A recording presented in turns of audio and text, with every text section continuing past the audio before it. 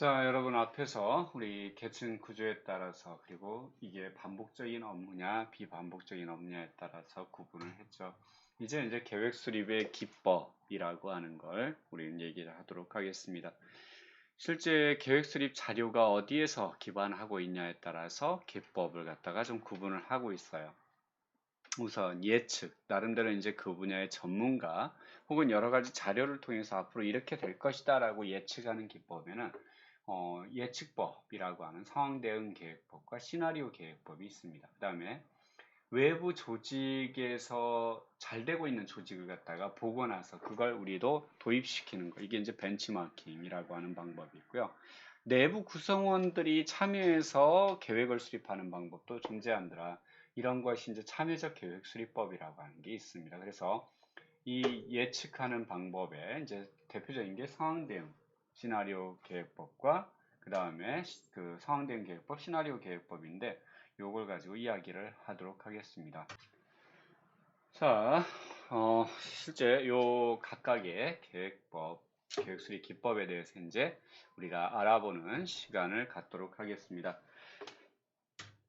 실제 먼저 나온 게 이제 예측법이었죠. 예측을 기반으로 해서 한다라고 하는 거. 우리가 이제 예측법에서 델파이 기법이라고 해서 전문가 예측법도 많이 쓰기도 해요. 전문가들한테 의견을 갖다가 물어보는 방법. 근데 지금 이제 전문가 예측이나 혹은 각종 나와 있는 자료들, 미래에 대한 앞으로 어떻게 될 거다. 가장 대표적으로 활용되는 게 어떤 분석을 하든 간에 이제 통계청의 자료는 기본적으로 들어가게 되죠.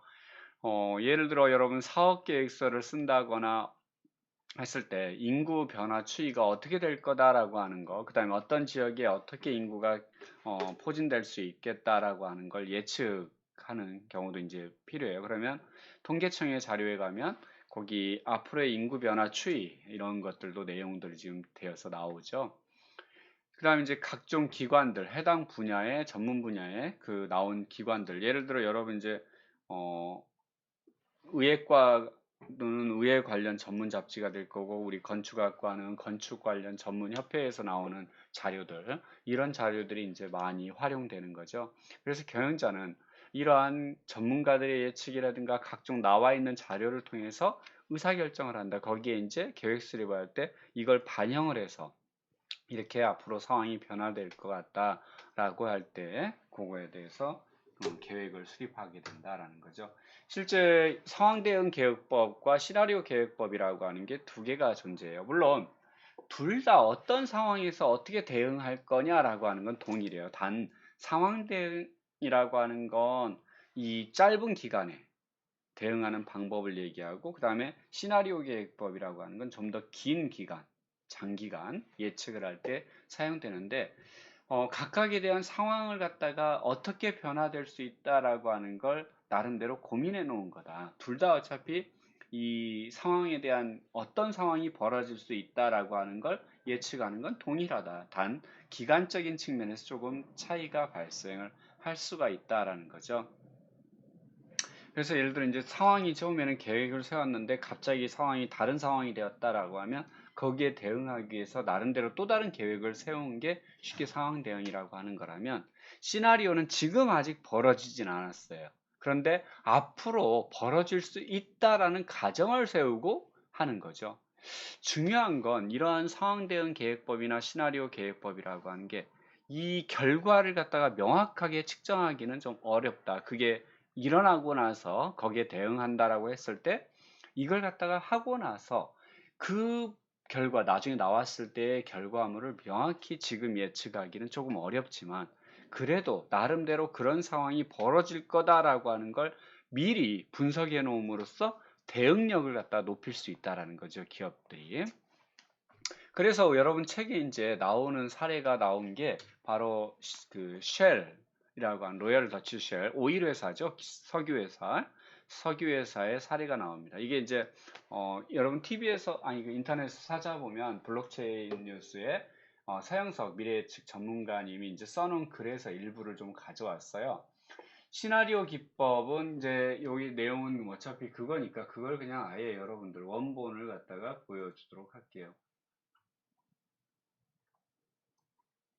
여기 이제 블록체인 뉴스라고 하는 이 자료에 실제 시나리오 기법으로 대박난 로얄 더치 쉘이라고 하는 게 이제 이분이 기사를 작성을 해주셨어요. 그래서 시나리오 기법이라고 하는 건 미래에 일어날 가상의 시나리오를 몇 가지로 개발한 뒤 각각의 시나리오가 발생했을 때 상황을 생생하게 그리는 것이다. 그리고 각 상황이 발생할 경우 취할 수 있는 전략적 대안들을 미리 마련해 두는 것이다 라고 하는 거죠.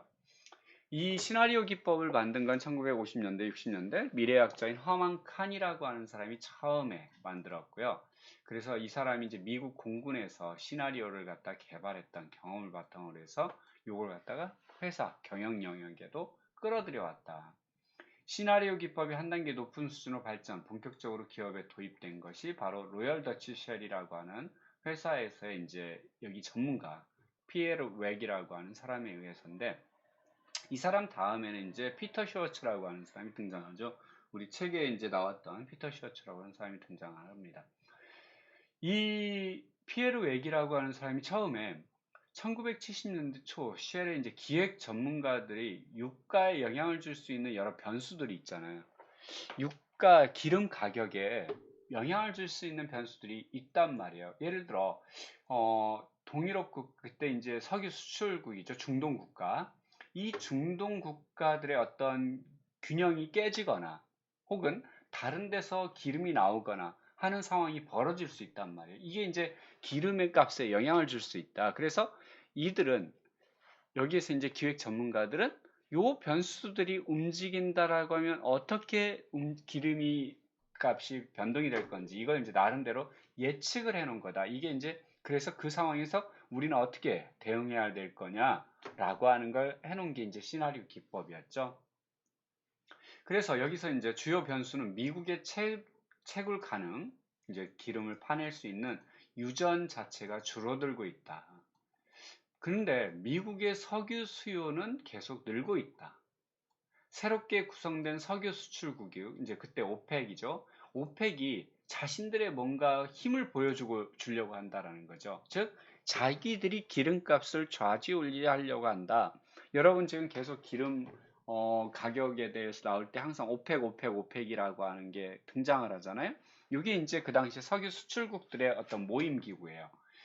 자, 석유 수출 기구는 이슬람 국가가 주축이고 실제 이들 국가들이 아랍과 이스라엘의 6일 전쟁 기간 중에 서방이 이스라엘을 지원한 게 이제 그 미국이나 이런 데서 이제 이스라엘을 지원했잖아요. 그거에 대한 적개심이 크다는 거예요. 이런 사실을 바탕으로 해서 쉘이라고 하는 이 회사의 기획 전문가들은 아랍 국가들이 유가를 크게 올릴 것으로 예상했고, 그러면 그들이 보기에는 언제 유가를 올릴 것이냐라는 게 이제 관건이었던 거였어요. 그래서 이 피에르 웩은 석유 가격의 동향에 대해서 두 가지의 시나리오를 쓰게 됩니다. 첫 번째 시나리오는 쉘 내부의 일반적인 견해를 반영한 것으로 해서 일반적으로 사람들은 지금 현재에 대해서 변화가 없길 바래요. 여러분 어, 여러분이 이제 지금까지 계속 생활해 오면서 갑자기 여러분한테 어떤 큰 과제나 프로젝트가 진행된다라고 생각해 보세요. 아, 그럼 거기에 물론 처음에 재미도 있을 거지만 시간이 많이 뺏기고 하다 보니까 여러분 막 바빠지고 정신 없어져요. 그러니까 그냥 이런 거 안 하고 좀 안정됐으면 좋겠다라는 생각을 하는 경우도 있을 거예요. 이렇듯이 사람은 지금 막 굳이 변화가 없다라면 나는 이걸 계속 유지하고 싶다라는 생각을 많이 한다는 거죠. 그 대표적인 회사가 여러분들 앞에서 얘기했던 코닥이라고 하는 회사였죠. 코닥이 어땠어요? 실제 외부에서 앞으로 디지털 카메라가 대세가 될 거다라는 걸 본인들이 예측했고, 그러면서 본인들이 디지털 카메라를 먼저 만들었지만 그 시장에서 지금 코닥이라고 하는 회사는 다 사그라들어 버렸죠. 왜?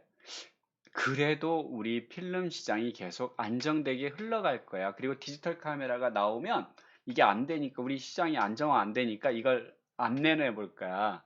이렇게 생각했잖아요. 안 내보내면 된다라고 생각을 했어요. 근데 오히려 일본의 소니나 이런 회사들이 디지털 카메라를 더 활성화 시켜버렸잖아요. 그러다 보니까 완전히 뒤집어졌죠. 여기도 마찬가지로 처음에 시나리오, 첫 번째 시나리오는 안정화될 거다. 그냥 지금처럼 계속 갈 거다. 그러나 이를 위한 전제는 중동 지역 이외에서 새로운 유전이 있어야 된다라는 거예요. 왜? 그걸 안정적으로 공급하기 위해서는 지금 현재 중동 지역이 산유국인데 여기 외에 다른 곳에서 이 필요한 만큼의 기름을 내보내 줄 수 있는 곳이 있냐라는 거죠. 자, 둘째 시나리오는 중동 국가들에 의해 유가가 급등하는 것이에요. 그러나 쉘의 경영진들은 시나리오의 의미는 이해했지만 그 결과에 대해서 충분히 알아차리지 못했어요. 예를 들어 중동 국가에 대해서 이들에 의해서 유가가 올라갈 거다. 그럼 어떤 변화가 일어날지를 생각을 못한 거예요. 결국 피에로액은 시나리오를 다시 다듬어서 유가가 올라갔을 때 어떤 상황이 발생했을지를 기록을 했습니다. 그랬더니 1973년 중동전쟁 발발 이후 다른 회사들은 유가 급등에 적응하지 못하고 허둥댔을 때 쉘은 시나리오에 따른 적극적인 대응 전략을 구사해서 7위 기업에서, 그 당시 7위 기업에서 매출 2위, 영업률, 이익률 1위의 기업으로 올라설 수 있었다. 이만큼 거기에 어떤 앞으로 이렇게 변화될 거다라고 하는 것에 대해서 미리 준비를 하고 대응을 했을 때, 다시 얘기하면 지금 여러분 알다시피 우리는 4차 산업혁명, 4차 산업혁명 말로는 많이 떠들었어요. 여러분도 많이 떠들고 있고요. 저도 마찬가지예요. 그런데 우리는 여기에 대응하고 있느냐라고 하는 문제가 생겨요. 이걸 위해서 나름대로 무엇인가 새로운 걸 준비하고 있는 사람.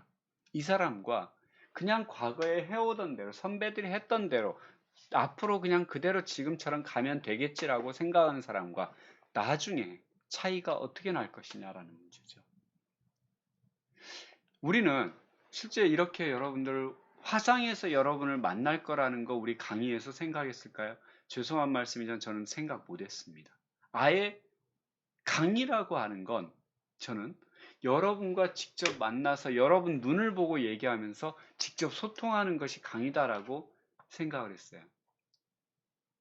옛날에 이제 제가 계속 기업체 교육이라든가 이제 이런 분들 교육 운영할 때도 마찬가지로 항상 저는 교육이라고 하는 건 강사와 이 수업을 듣는 사람, 수강생, 훈련생은 이 사람들이 함께 만나서 그 안에서 서로 소통하면서 이루어진 게 바로 교육이다라고 생각을 했었는데 갑작스럽게 지금 우리가 예기치 않은 상황에서 이런 상황이 벌어졌어요. 그래서 이 화상을 통한 수업 혹은 이제 뭐 동영상 수업 이런 게 이제 활성화됐어요.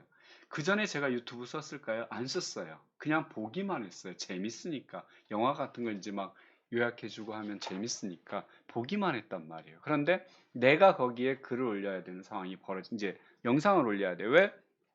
여러분 알다시피 지난 학기에 1학기 때 초반에 학교 서버 이제 문제 이게 학생들을 폭주하면서 동영상 막 교수님들 올리면서 폭주하면서 학교 서버가 다운되어 버렸어요.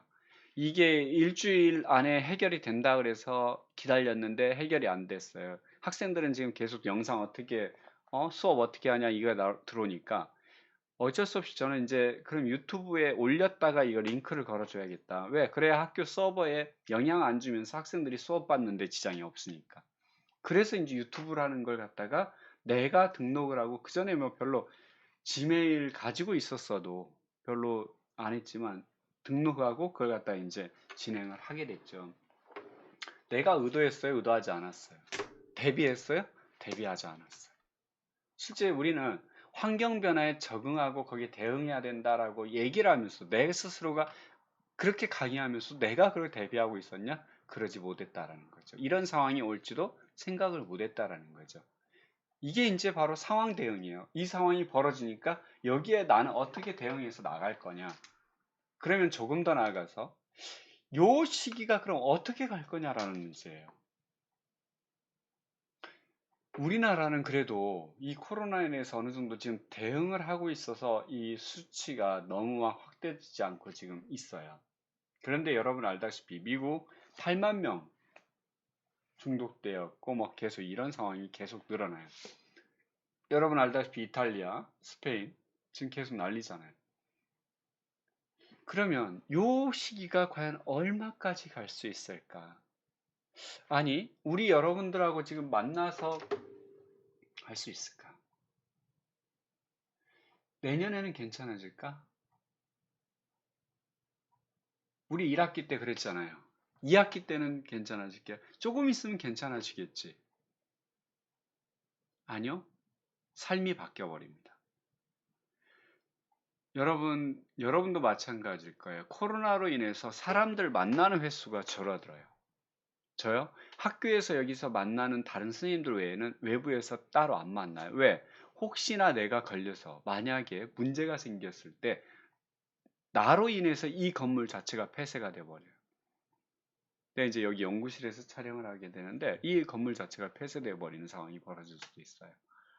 또 내 집에 아이들이 이제 또 학교를 못 가는 상황, 혹은 얘네들이 나로 인해서 학교에 가서 이게 퍼졌을 때, 전파됐을 때 문제, 이런 것 때문에라도 외부에 어디를 가는 걸 갖다 최대한 조심하고 마스크를, 이건 나를 보호하기 위해서지만 다른 사람을 또 보호하기 위해서도 마스크를 꼭 쓰게 되죠. 자, 이런 상황이 그러면 끝날까? 언제 끝날까? 빨리 끝날까? 그러지는 않다라는 거죠. 우리는 언젠가는 이게 끝나고 여러분 다시 만날 수 있기를 기대하기도 하지만 실제 그렇게 바로 되지는 않을 수도 있다라고 하는 부분이죠. 그래서 오히려 이 동영상 수업을 저는 즐기려고 처음에는 정말 힘들었어요. 이거 동영상 밤에 막 찍고 지금 이제 뒤에도 보면 어두워졌는데 밤에 9시부터 찍다 보면 이게 잘 모르니까 막 아침 6시까지 중간에 틀리면 다시 찍고 막 이런 과정. 지금은 이제 그냥 멈췄다가 전화 오면 잠깐 멈추고 전화 받고 뭐하고 이러고 찍는데 처음에는 막 이게 안 되니까 밤에 9시부터 하다 보면 새벽 6시까지 동영상 찍고 그러고 집에 들어가서 자고 이런 상황이 있었는데 이제 어느 정도 여기에 또 익숙해지는 상황. 여기에 대응해가는 상황이 벌어지더라. 근데 실제 우리가 변해야 된다라고 얘기하면서도 그렇게 적응하고 있느냐, 그걸 준비하고 있느냐라는 거죠. 여러분 뉴스를 통해서도 4차 산업혁명 이후에 많이 뜨는 직업들 뭐 이런 얘기들 많이 할 거예요. 그러면 여러분은 그거에 대해서 준비를 하고 있느냐라는 거죠. 과연 내 직업은 앞으로도 내가 가지고 싶은 직업, 갖고 싶은 직업은 앞으로도 계속 쭉 일해 나갈 수 있을까? 일례로 여러분들 이제 그 생존 가능 연령, 살 수 있는 연령, 지금 현재 80세, 뭐 90세, 요즘에 이제 막 90세에 계신 분들도 많이 살아 계시잖아요. 그럼 결국 이제 100세 이렇게 늘어날 거예요. 여러분 수명은. 그러면 여러분이 100세까지 산다라고 했을 때 우리는 보통 우리 지금은 60세가 정년이라고 보통 얘기를 하잖아요. 정년퇴직이. 근데 60세의 정년퇴직에서 40년 동안 뭐 할 건데요? 우와, 40년이래. 우, 40년. 그럼 여러분 60살, 최소한 지금까지 20년 동안은 공부 아니라고 시간 빼죠? 여러분이 지금 20살부터 60살까지 살아야 되는 시간만큼을 앞으로 더 살아야 된다? 우와, 어마어마한 시간인데요. 여기서 잠깐 우리 이제 옆으로 잠깐. 혹시 이 동영상 여러분이 찾아서 읽어보기를 바랍니다. 제가 여기서 틀면요. 우리 동영상에 특허 문제, 이제 저작권 문제 걸려 있다고 해서 또 안 나와요. 그렇기 때문에 여러분이 이제 찾아서 보기 바래요. 잠깐만 내가 지금 한번 찾아볼게요.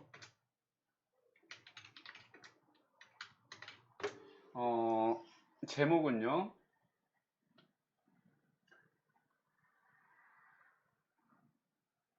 어느 90세 노인의 뭐 후회 혹은 일기 뭐 상관없습니다.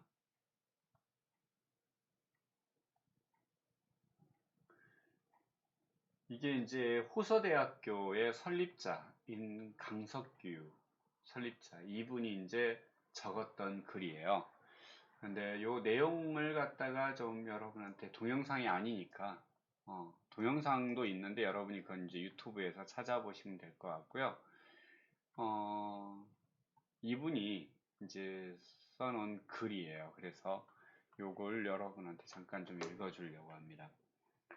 나는 젊었을 때 정말 열심히 일했습니다.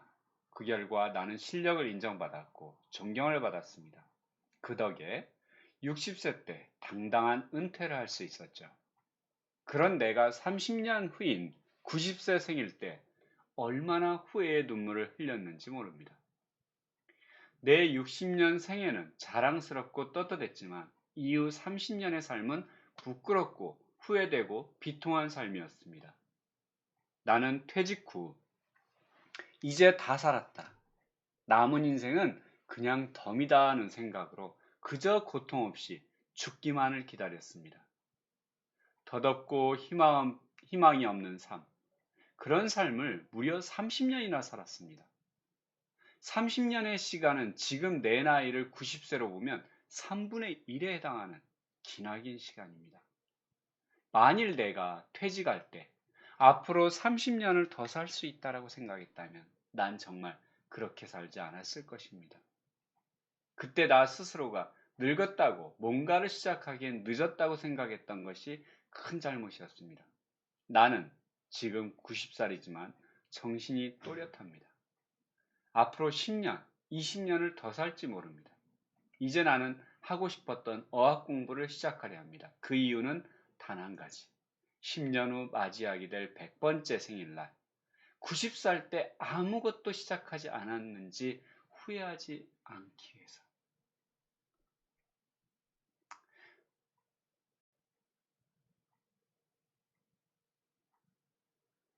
실제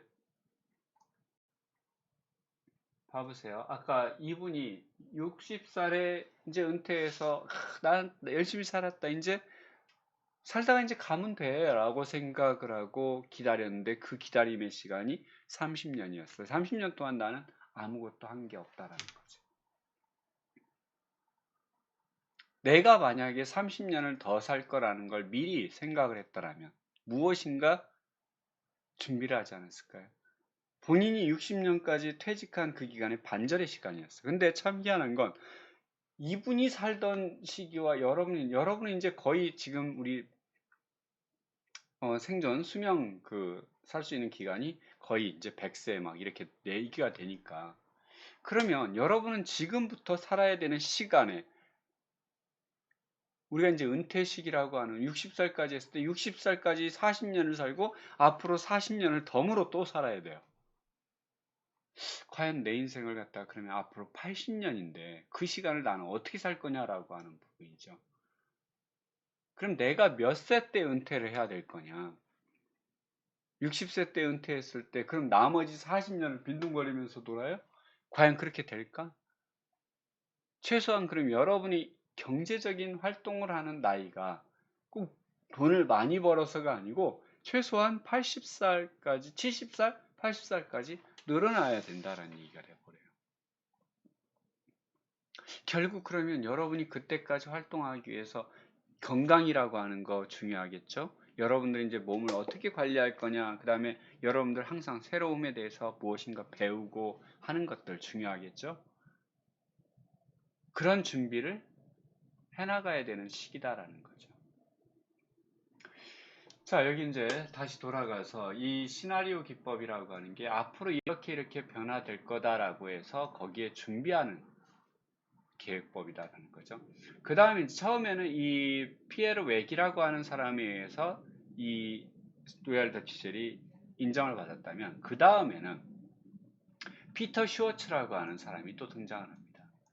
그로부터 10년이 흐른 뒤 1983년에 피터 슈워츠가 이 1983년 이제 왕이 아까 그 피에르 웨기 명예롭고 떠난 기획부 자리에 피터 슈워츠라고 하는 독일인이 부임해 왔어요. 악이 이제 기업 경영에 있어 시나리오 기법을 도입한 인물이었다면 슈워츠는 이를 집대성한 인물이라 할 수 있다라고 소개를 하고 있죠. 실제 이 사람은 입사와 동시에 국제 정치 경제 상황에 주목했어요. 그래서 소련의 미래에 대해서 주의 깊게 관찰해야 된다라고 주장을 했습니다. 당시 슈어츠에게는 국제 정세의 흐름이 분명 심상치 않았다. 여러분 아까 얼마요? 1983년이에요. 조금 있으면 이제 소련이 붕괴되는 시점이죠. 소련이 전 세계를 통틀어 원유와 천연가스 보유량이 가장 많은 국가 중에 하나였다. 반면 이미 포화 상태가 된 중동 지역에서는 더 이상 새로운 유전이 발견될 가능성이 낮았다. 소련은 발견되기를 기다리는 금광 같은 천연 자원에 보고했던 것이다. 그러나 경영진은 서구 경쟁국들을 견제하기도 바쁜 상황에 소련이 무슨 말이냐 라며 슈어체 제안을 묵살했어요. 냉전 체제가 극에 달한 상황에서 그 어떤 기업도 소련이 경영이 이슈가 된다는 것을 상상할 수 없었다라는 것이죠. 그때까지만 해도 쉘은 비롯한 모든 석유 회사들은 유가가 공공행진을 계속할 것이라고 굳게 믿었어요. 쉘은 이에 대비해서 노르웨이 연안 해저 300m에 위치한 천연가스 매장지인 트롤가스 산지를 채굴할 계획을 전사적으로 추진하고 있었어요. 채굴을 위해서 450m 높이의 시추 플랫폼과 채굴용 위성 설치 등을 준비하는 단계에서만 60억 달러 이상이 필요했습니다. 준비하는 단계에서만 이거 설치하는데 이 플랫폼을 짓고 매장 여부를 확인한 후 채굴용 위성을 완성하는 데에만 또 수십 년이 걸려요. 그럼에도 불구하고 수백억 달러를 들인 이 모든 노력은 유가가 폭락하면 쓸모없는 일이 될 수 있었다라는 거죠. 노르웨이에 생산되는 가스는 유럽에서 판매될 예정이었어요. 훨씬 싼 가격의 소련산 천연가스가 경쟁 제품이 될 수 있었지만 세력 경영진은 문제될 것이 없다고 믿었어요. 냉전 체제로 인해서 유럽은 소련의 원유와 천연가스 수입을 최대 35%로 제한하고 있었기 때문에 그래서 냉전 체제가 심해지면 심해졌지 갑자기 화해 모드로 전환되지는 않을 것이다 라고 생각했어요. 그러나 슈워츠는 원유와 천연가스 가격이 하락할 조짐을 미리 포착을 했어요. 오펙 회원국들이 각자 이익을 챙기느라 분열을 보이고 있었고 게다가 세계적으로 환경보호에 대한 인식이 높아짐에 따라 에너지 효율성을 중시하는 풍조가 생겨났어요. 사용하면 할수록 환경을 파괴하는 석유에 대한 수요가 줄어들 가능성이 높아졌죠. 가장 큰 변화의 진원지는 소련이었어요. 사회주의 정책에 따른 경제가 붕괴되기 시작하면서 소련의 경직된 시스템이 조금씩 무너지고 있었어요. 생산성은 낮아지고 출생률은 지난 20년간 계속 떨어지고 있었어요. 게다가 노령화는 빨리 진행돼 전체적으로 국가 노동력이 감소하는 죽어가는 사회의 모습을 띠게 되었어요. 슈어츠는 10년 전 외기 그랬듯이 정교한 시나리오를 작성하기 시작했어요. 소련이 서구의 문을 열고 군비 축소를 추진하며 정치적인 긴장관계를 완화시키게 될 것이라는 내용이었어요. 그래서 소련의 미래를 관찰하자라고 하는 설득력 있는 시나리오를 갖다 제시했죠. 그랬더니 경영진이 움직여서 아까 트롤가스, 뉴질랜드의 트롤가스 산지 유전 개발 비용을 갖다 줄이기로 하고 새로운 유전에 투자하거나 다른 석유 회사에 높은 가격으로 사들이는 것도 중단했어요. 왜? 처음에는 이 가격이 계속 높아질 거다라고 생각을 했기 때문에 그렇게 투자했는데 만약에 이 상황이 벌어지면 가격이 다운시켜 버리면 이렇게 투자한 건 다 무용지물이 되어 버린다는 거죠. 마침내 1986년 유가가 폭락했다. 쉘은 이미 폭락에 대비한 시스템을 설계해 놓은 뒤였기 때문에 문제될 것이 없었다. 오히려 이 6개월 전에 비해 절반도 안 되는 가격으로 원유를 사들인 한편 250만 배럴의 석유를 거래할 수 있었다라는 거죠. 그래서 다른 기업의 5배가 넘는 양. 이렇게 시나리오를 통해서 기업이 이익을 볼 수 있다라는 거죠. 예를 들어 지난번 같은 경우 이제 여러분들 코로나 처음에 전국 들어가면서 3, 4, 5월 달에 3, 4월 달에요. 기름값이 어마어마하게 떨어졌어요. 그래서 원유 여러분 물론 우리 이거 휘발유 가격 뭐 하는 거는 별로 안 떨어졌지만 원유를 갖다 보관하는 비용 자체가 더 들어가는 상황이 벌어지기도 했어요. 그거에 대한 대비가 없었죠. 조금 있다 괜찮아지겠지라고 했는데 이 원유국 산유국들이 계속 기름을 갖다가 퍼내버렸잖아요. 그러다 보니까 가격이 더 떨어지는 이런 상황이 계속 벌어졌었는데 실제 코로나 때문에 사람들은 안 움직이니까 이 소비는 줄어드는 상태였고요. 이런 상황이 실제 대처하지 못했던 것도 있었고 또 하나가 여러분들 알다시피 우리나라 중공업 이제 조선업 엄청나게 잘 나가죠. 지금도 세계 1위 유지하고 있는데 실제 기술력이나 이런 부분 상당히 좋았어요. 그런데 우리나라는 각계 전투를 하고 있죠, 업체들이. 실제 전략적으로 이 업체들이 같이 뭉쳐서 좀 내부에서는 경쟁을 하더라도 해외에 대응할 때는 뭉칠 필요가 있었는데 그런 거에 대한 대비가 없다 보니까 갑자기 이제 2010몇 년이냐 18년 넘어가면 17년 금융위기 나오면서 14, 15년 이럴 때 넘어가면서 이제 호황기가 줄어들기 시작하죠, 섬서. 그러면서 이들이 이제 기술력이 그때 완성되지 않은 이 아까 플랫폼 시추 이런 것들 관련 이런 것들에 이제 투자하기 시작하면서 상당히 어려워진 상황도 빠졌었어요. 그거에 대한 앞으로의 대응, 어떻게 상황이 변할 건지에 대한 대응을 하지 못한 부분이 존재하죠. 왜? 지금 한참 잘 나가니까 미래에 대해서 대응할 필요가 있냐라고 하는 부분이 있었던 거죠. 지금 우리 자신들에 대해서도 꼭 질문을 해봐야 될 것 같아요. 지금 우리 여유 있고 잘 나가요. 모두 지금 그러잖아요. 그런데 미래에 대해서 지금 대비하고 있느냐라는 문제예요.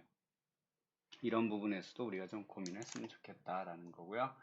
자, 여러분 혹시 마이너리티 리포트라고 한 영화, 여기서 영화를 못 틀어주니까 전에 이제 이 유튜브 영상을 보여줬더니 이게 저작권 문제로 그 영상이 막 여러분이 볼 수가 없는 상황이 만들어지더라고요. 그래서 아예 그냥 여러분이 한번 찾아서 보면 좋을 것 같아요. 이 마이너리티 리포트에도 보면 실제 미래에 대한 상황 예언이 있잖아요. 이렇게 될 거다. 그러니까 그 미리 범죄를 예방하기 위해서 먼저 잡잖아요.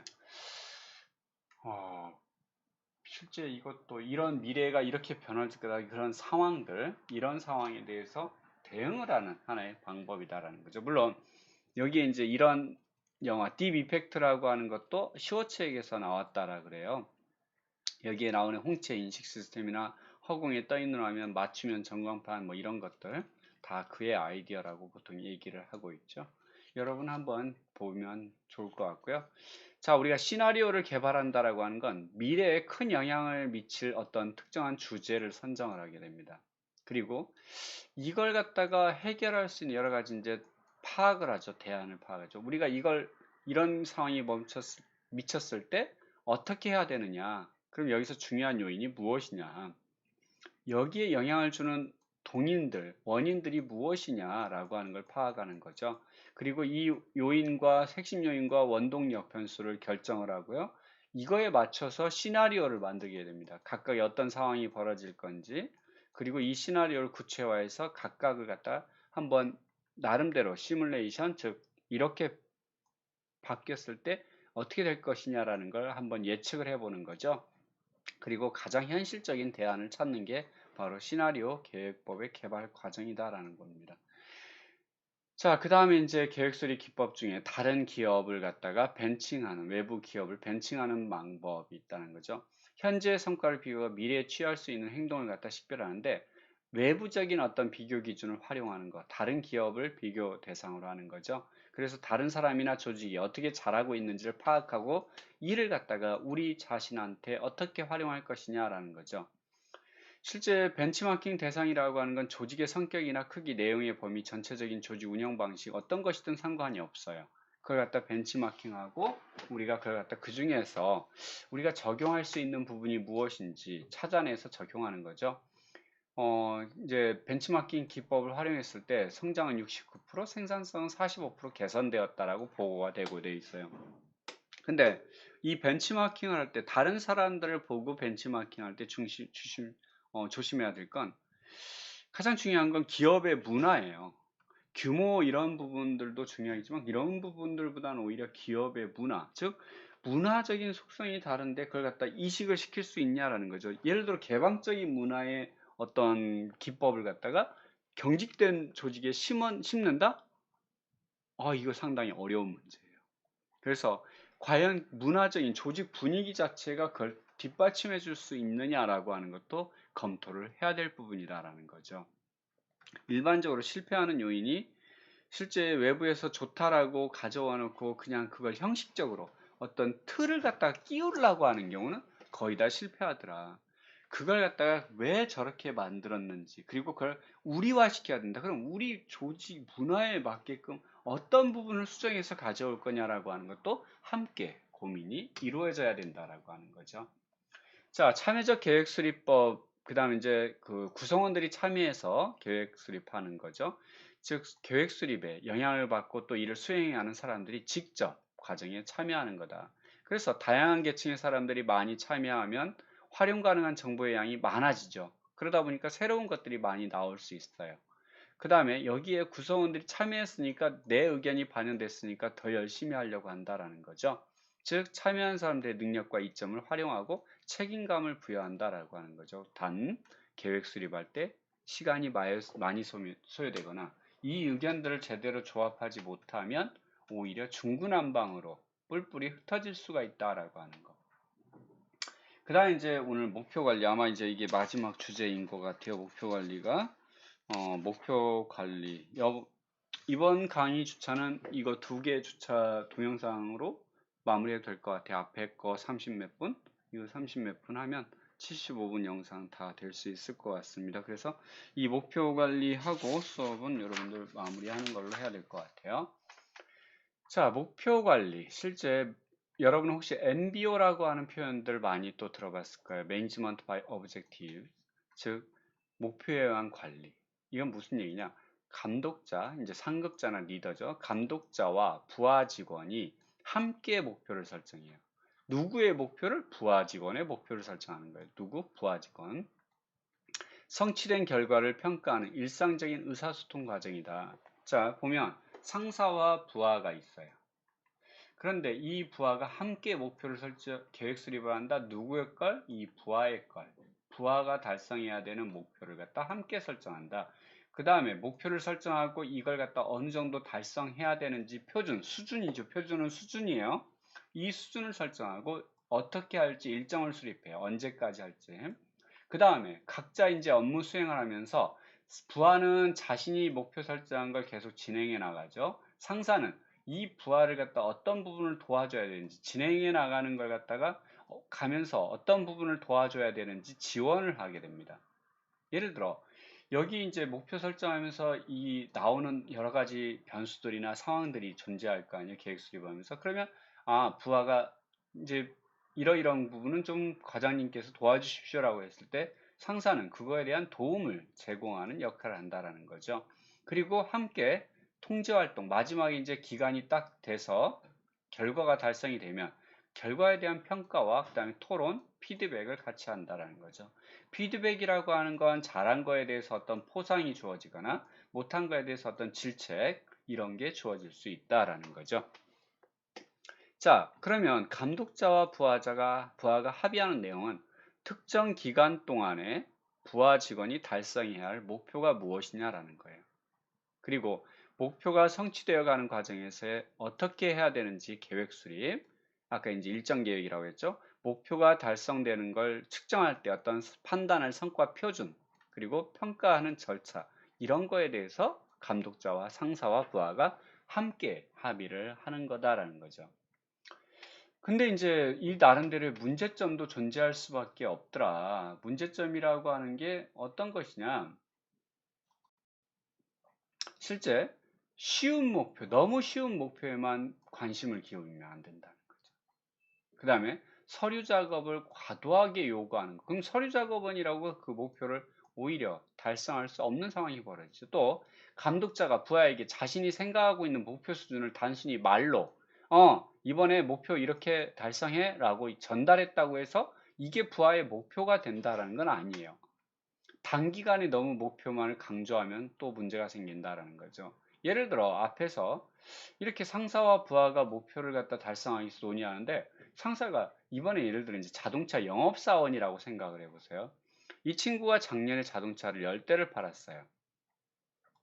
그래서 이제 이번에도 올해도 이제 상사하고 둘이 합쳐서 목표를 설정을 합니다. 그러면서 상사가 작년에 10대 팔았으니까 이번에 20대 팔아?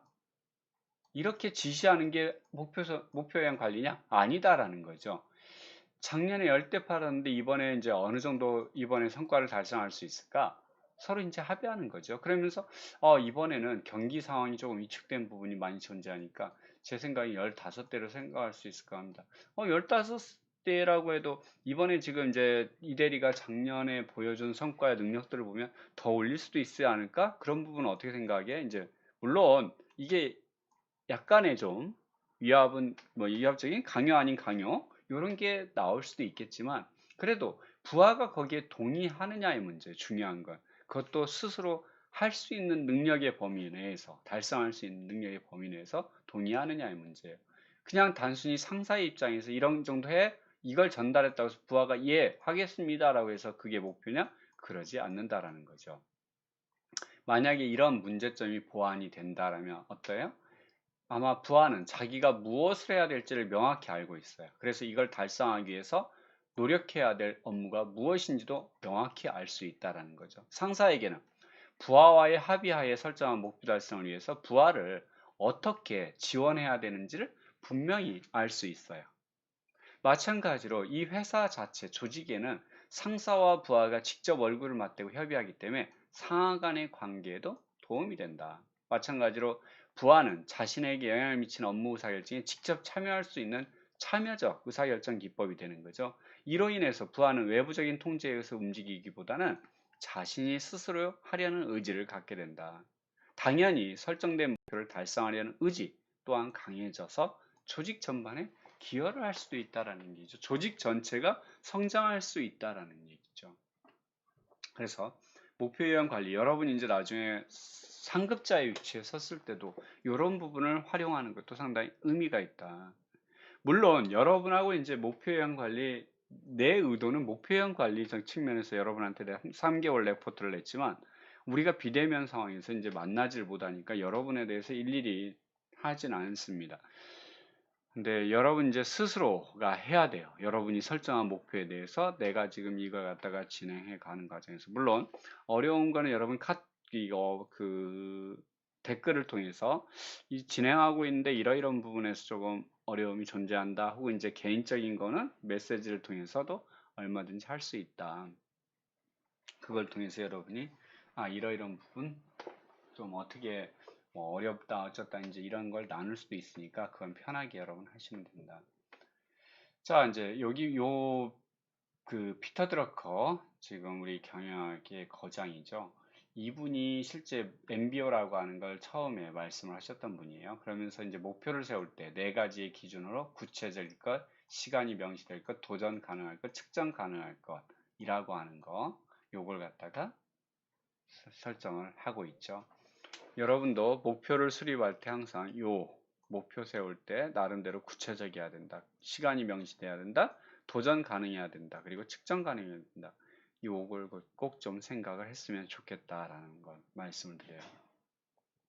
자, 이제 우리가 지금 계획 수립이라고 하는 걸 얘기하기 때문에 여러분한테 이제 또 토론이라고 하는 거. 이게 이제 꼭 이 회사 문제가 아니고 지난번에도 계속 환경에 대해서도 얘기를 했는데 이런 산재 사고, 산업재해라고 하는 거. 이게 이제 기업의 평판을 악화시키는 거시적인 문제뿐만 아니라 비용을 직접적으로 증가시키기도 해요. 무엇보다도 근로자의 생존을 위협하기 때문에 커다란 사회 문제가 되기도 하죠. 산업재해는 재해가 발생할 수 있는 상황이나 가능성을 예측하여 사전에 이에 대비하는 계획을 철저히 수립하면 예방이 가능하다. 그런데도 본 사례와 같이 재해가 줄지 않는 이유는 무엇일까? 재해를 줄이기 위해서 계획 수립 단계에서 어떤 것들을 갖다 검토해야 되는지 한번 얘기해 보자라는 거예요. 여러분 얼마 전에 지금 택배 회사 직원들 또 지금 상당수가 계속 지금 죽어나가요. 정말 이거는 경영학을 가르치고 있는 입장이지만 이 부분은 좀 기업들이 고민을 좀 많이 해야 되는데 사람 목숨을 너무 경시하는 이 구조. 이걸 몰라서 그렇다. 그러면서 근로자가 원래 지병이 있었다 어쩌다 이제 계속 돌리려고 하는데 이거는 그러지 않는 문제죠. 제발 좀 이 부분에 대해서 회사들이 규정이 있어도 규정대로 안 지킨다라는 거죠. 법이 있어도 법대로 안 지킨다라는 게 문제죠. 그래서 이런 부분을 계획 수립할 때 어떻게 반영을 했으면 좋을지 실제 왜 재해가 줄지 않을까 계속 재해 얘기가 나오잖아요. 심지어 이 산업재해 재해로 인해서 입원하거나 하면 회사에 타격 온다고 개인적으로 회사에서 개인적인 회사 비용으로 처리하려고 하거나 이런 압력을 주는 경우도 있죠. 닥터 김사부에서 회사에서 일하다가 그 병원에 온 직원을 갖다 회사에서 이제 직원하고 잘 아는 사람을 통해서 회사에서 개인적으로 병원비 회사에서 준대 산업재해 신청하지 마라 이런 압력을 제공하는 경우도 많이 있잖아요. 아무튼 선진국이라고 하는 게 단순히 소득이 늘어나는 게 선진국이 아니다. 거기에 일하고 있는 사람들이 안전하게 일할 수 있는 거. 이게 중요하다라는 거죠. 실제 안전하게 집에 귀가할 수 있도록 만들어주는 게 회사의 역할이고 국가의 역할일 것 같아요. 그래서 오늘 여러분은 이 왜 산업재해가 줄지 않을까 그냥 여러분의 생각을 한번 좀 듣고 싶고요.